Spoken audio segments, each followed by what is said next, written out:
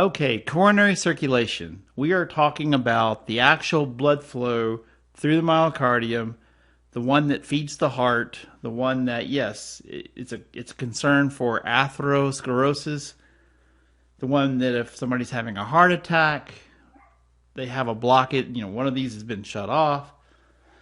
So going back to this diagram before we get there, see that? So here's the, this is actually called the anterior interventricular sulcus, which has the anterior interventricular artery.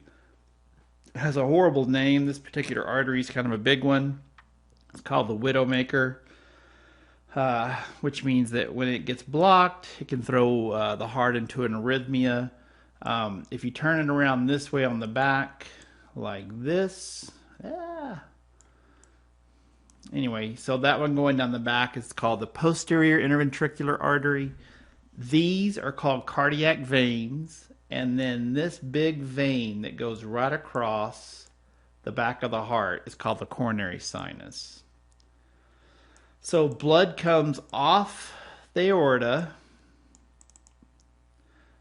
It won't go the way I want it to.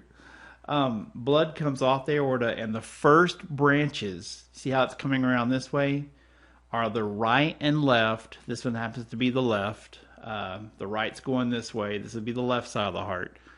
The right and left coronary arteries, and then they start branching into these. So I'm going to go back over to here. So yes, that's the nourishment part. So here we go. Here's the left anterior interventricular artery. See, I showed you that one. This is the right coronary artery. Here's the left coronary. I showed you that coming over the top. So here's one called the circumflex, big branch, and the marginal. Now, these are all the big arteries. So the way the flow goes, and I'm just going to do it this way. So blood flow through the myocardium.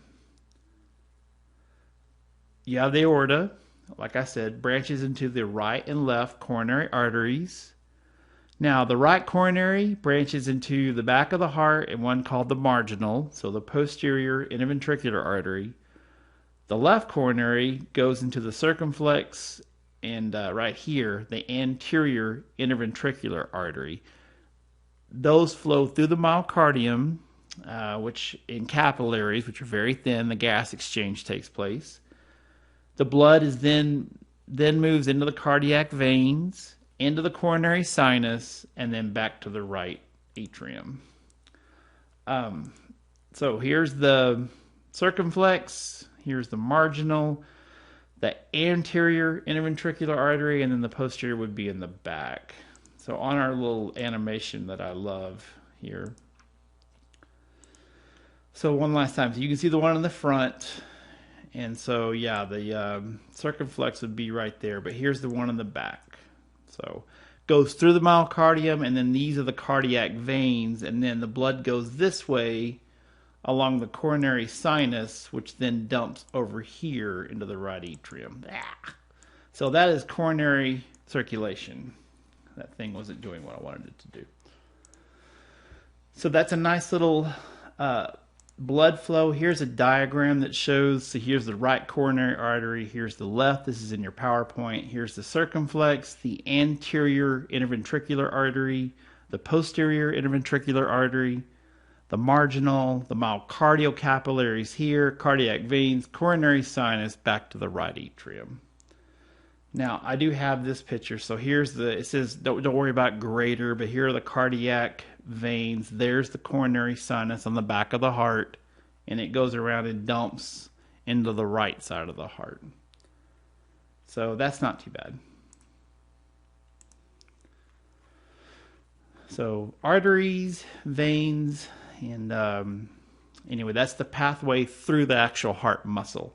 Now, a couple of terms for you. This is angina pectoris, which means chest pain. I know there it says insufficient oxygen supply, but chest pain could be from eating a bad burrito. It could be from indigestion, all kind of stress. So it just means chest pain. A myocardial infarction is actual dead tissue. So if one of these little arteries is blocked or occluded, and for any significant time, 4 minutes is the time, then you have dead cells. So that's a myocardial infarction. Okay, now, this idea, what is called automaticity. Oops. Let me go back up here. See this? So I love this diagram. You can tell. See how it's contracting? The heart would actually do that. If you took it out of the chest, it'd keep beating for 4 or 5 minutes. That's what automaticity means. All the cardiac fibers are connected together. Remember, they have what are called intercalated discs. So if you stimulate the heart, the whole thing contracts. And the heart has its own little nervous system. It can generate its own impulse. So that's what the term automaticity refers to. And yeah, it can depolarize and contract. So this system, and this is what is actually being evaluated with a EKG. It's called the electrical conduction system of the heart. And it's like a little nervous system within the heart. So down here, great picture. See, starting here, and it goes all the way this way. That is the electrical conduction system of the heart. This is called the SA node. Down here is the AV node, and that little area there is called the bundle of His, H-I-S, or the AV bundle. And these are nerve fibers, and they branch this way and this way. This is the left and right bundle branch. And then these smaller ones here are called Purkinje fibers, and they go underneath the endocardium and into the myocardium. So when the heart contracts, you see the arrows? See, this is called the pacemaker. It's called the SA node, the sinoatrial node. And see, it's got connections here and there. When this sends out a signal, it causes the top chambers to contract. The blood then gets pushed down to the bottom. Right about the time the signal gets here, the fibers here are pretty small, so there's actually a delay, so it allows the blood to go down to the bottom. That's kind of cool. And then the signal goes very quickly up each side and into the myocardium. And then that causes the bottom chambers to contract and push blood up. So that is called the electrical conduction system of the heart. So here's the SA node, the sinoatrial node, a special bundle of nerve tissue in the upper right atrium. Showed you that. It's called the heart's pacemaker. It has the fastest rate of depolarization. That means it reaches its threshold first, so it establishes heart rate. Whatever signal gets sent out first in the heart is the one that establishes heart rate. The lower down you go on this hierarchy, the slower the heartbeat would be. If something happened to the SA node, this one would actually take over and send out a signal, but it's not quite as fast. The AV node, I showed you where that was. It's on the floor of the right atrium. See down here, another bundle of nerve tissue. And then you see how narrow it gets here. That's called the AV bundle here, or the bundle of His. And like it says, it's in the upper part of the interventricular septum. Now the bundle branches, the left and right bundle branches, they go down each side of the heart like this, and they go back up this way. And then the Purkinje fibers here, they're kind of smaller. Those actually innervate the myocardium.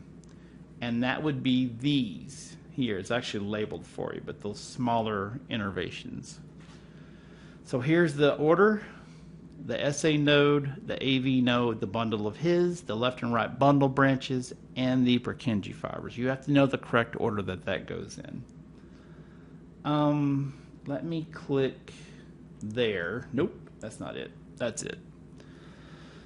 Okay, this is from Jiffy.com or Giphy.com. This is showing the actual pathway, and the dark and the light is blood leaving and all that. But see, here's the SA node. See the signal, how quickly it goes that way and this way. There's the AV node. There's the bundle of His. Here's the left and right bundle branches. And then the smaller innervations there would be the Purkinje fibers. And you see how it's constantly sending a signal. That area of the heart sends out a signal about 70 times a minute.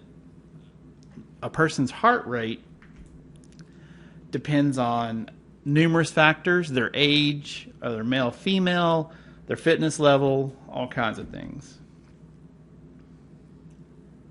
Okay.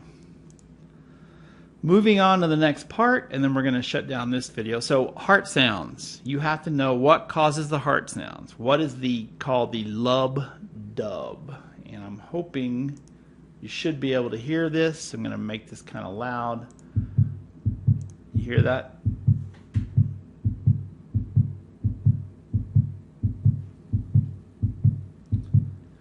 Now, here's what I'm going to do with this little model, and boy, that went nuts. Okay, let me go backwards here. Let's back up. Okay, if you can tell, see if I pull it this way, so it's been cut off. See, here are these are called the AV valve, the atrioventricular valve, the tricuspid, bicuspid. Let me click on it. See that tricuspid valve? See them flopping? See the chordae tendineae? There's the bicuspid over here. If I can even get that, there it is. I know it's going very, very quickly, and it may be a little stuttery in our video. But that's the first sound in the cardiac cycle, is the AV valves, called the atrioventricular valves closing. Now this should be the aortic valve. There it is. That is so cool. See, it's got the 3 semilunar areas. This is the aortic valve. And then, I don't want to make you dizzy. Oh, come on, back up. And then, let me see. There's the, well, doesn't really have the pulmonary, but the pulmonary is in front of the trunk. But you get the idea. All right. Let's get rid of that guy. Okay, so first sound. Closure of the AV valve. That's the atrioventricular valves, the tricuspid and the bicuspid.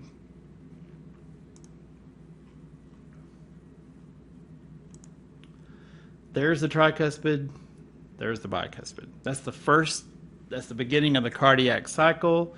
The ventricles are contracting. These are slamming shut to keep blood from going back up into there. That's the first sound of the cardiac cycle, first heart sound. It's actually called the lub.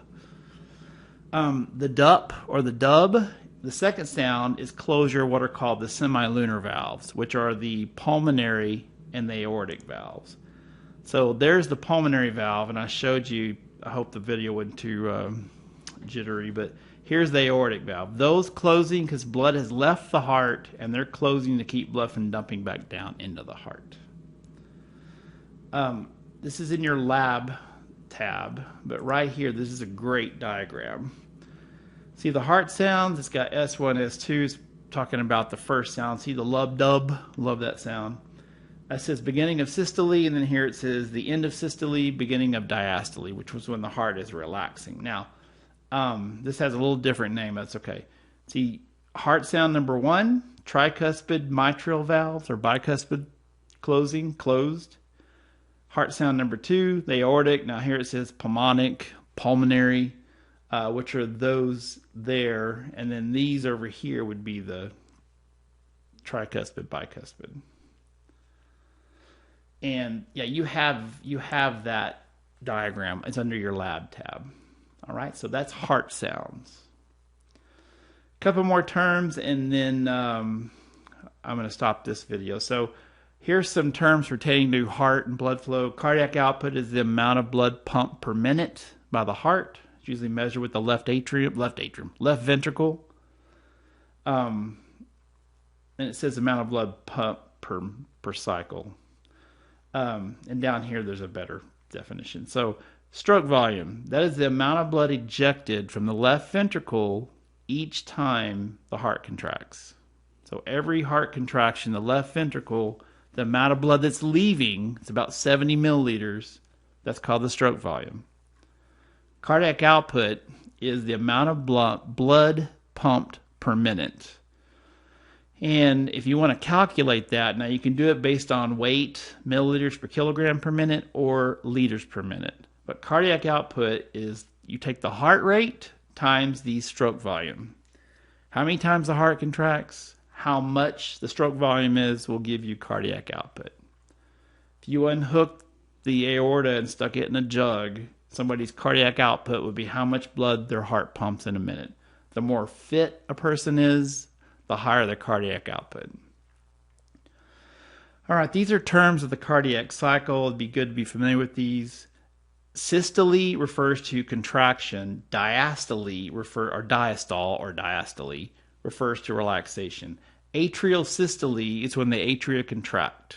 That's the correct way to say it. Atrial diastole is when the atria are relaxed. And diastole is the filling time, when the blood is actually filling into the chambers. Blood's not going to go into a chamber that's contracting. The pressure would be too high. Ventricular systole is when the ventricles are contracting, and ventricular diastole is when the ventricles are relaxing. So those are the correct terms to use, and they do apply with blood pressure later. And I will start here next.